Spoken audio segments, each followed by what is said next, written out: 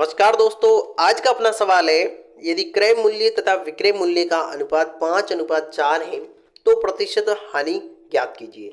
One रक्षक 2022 के exam में आया हुआ क्वेश्चन है और बहुत बार इस पैटर्न का क्वेश्चन बहुत सारे एग्जाम में आता रहता है, तो आपको इसको समझना बड़ा इंपॉर्टेंट है। अब देखिए, यहाँ पर एक चीज आपको ध्यान में होनी चाहिए कि हानि कब होती है और लाभ कब होता है।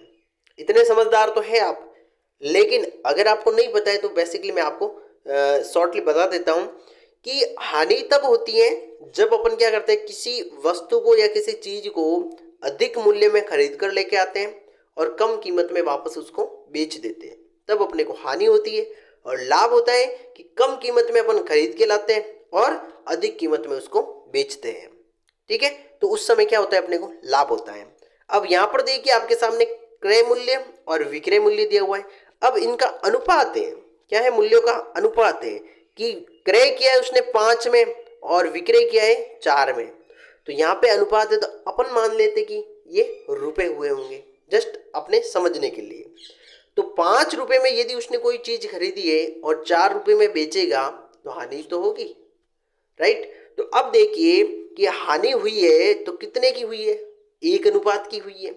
तो आप इसको डायरेक्टली सॉल्व करेंगे कि 1 अनुपात की हानि 5 पर हुई है, क्योंकि खरीदा कितने पे है, क्रय मूल्य पे हुआ है, तो 5 पे खरीदा है। तो 1 रुपए की हानि 5 पर हुई है। तो आप मेरे को बताओ, प्रतिशत ज्ञात करने के लिए 100 से गुणा करोगे कि नहीं करोगे, करना पड़ेगा।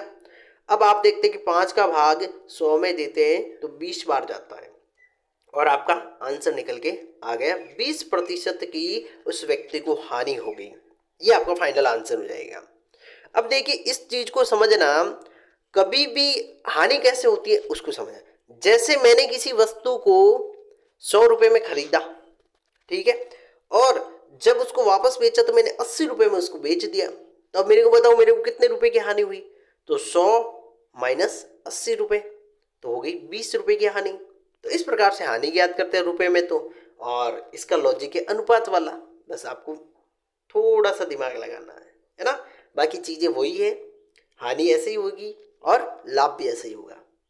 और लाभ में क्या होता है, जैसे 100 रुपए में कोई वस्तु खरीदी और 120 में आपने बेच दी तो 20 रुपए का लाभ हो जाएगा आपको। तो इन चीजों को समझना बड़ा इंपॉर्टेंट है, छोटे छोटे कॉन्सेप्ट होते हैं। आशा करता हूँ कि अच्छे से आपको ये क्वेश्चन समझ में आया होगा। फिर भी आपके दिमाग में कोई भी डाउट रहे तो आप वीडियो में कमेंट जरूर करें, ताकि मैं उसका आपको बता पाऊँ, कोई भी डाउट रहे आपका तो। और हमसे जुड़ने के लिए हमारे चैनल को सब्सक्राइब जरूर कर दीजिएगा, क्योंकि हमारे इस चैनल पर डेली एक मैथ की क्विज आती है क्वेश्चन के रूप में, आप उसको सॉल्व करें। यदि आपसे सॉल्व नहीं होती है तो उसका एक वीडियो सॉल्यूशन लिंक भी होता है, तो उससे आप वीडियो लिंक पर जाकर उसको देख भी सकते हैं कैसे सॉल्व होता है। तो छोटे छोटे कॉन्सेप्ट डेली सीखते हैं तो अपन आगे भी सीखते जाते हैं और दिमाग पर भी कोई भी लोड नहीं रहता है। और बहुत सारे आपकी क्वेश्चन आपको एग्जाम में देखने को मिलेंगे।